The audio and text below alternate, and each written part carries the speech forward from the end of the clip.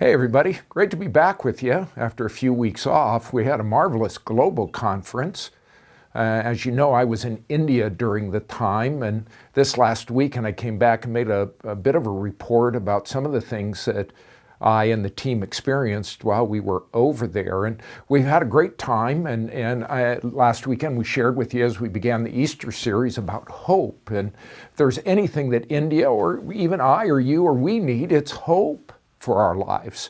And we took a look at the story of Jesus raising the widow's son from the city of Nain back to life, Luke chapter 7. And we highlighted how he saw the hurting, how he sympathized with the hurting, how he soothed the hurting by speaking to the hurting. And it gives us a great model for us to follow. And there's some things that you and I can do each and every day to see the people around us, sympathize with their pain, enter into that pain, if you remember back, touching the coffin, and then speaking to them the truth of God's word and the promises that he gives to those who follow him. It was a great time in the Word, and you've got lots of great questions that Scotty has put together for you, and I hope that you'll have an absolutely fabulous time dialoguing, discussing in your own experience how you've seen this to be true. Let me just add one quick story that I didn't have time to tell. This whole idea of entering into the pain of another and understanding the pain of another is absolutely critical in bringing genuine help during difficult situations. And the author Stephen Covey tells a story about a time when he was on the New York subway. It was a rather peaceful night, and people in the subway were riding along until at one particular stop, a man walked on with a number of kids.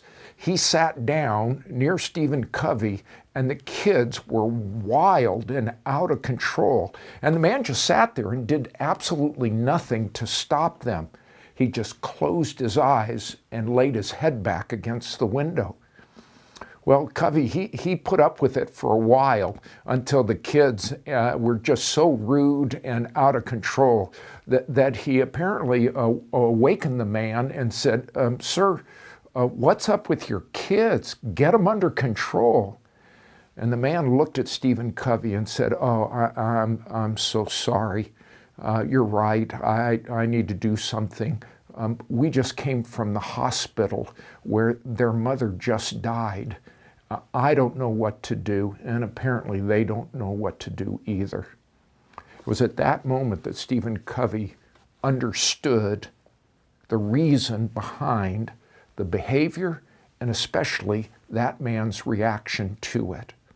See, when we enter into the messiness of life, we get perspective. That's what Jesus did with me and you and us. And in that same way, we enter into the story of people's lives, then we can genuinely help them and encourage them or guide them or resource them, whatever it might be. And I don't know if you've had an experience like that, but this was one of those times where Stephen Covey learned an important lesson, and maybe you have as well. Let me encourage you. Take some time to share if you have some other stories of how God saw you, God sympathized with you, God soothed you by speaking to you. Take some time to share that around, and I pray this will be a great time of encouragement, especially reminding you that there's always hope in a hopeless situation because of resurrection power. So enjoy your time. God bless you. I'll look forward to being back, Lord willing, with you next week.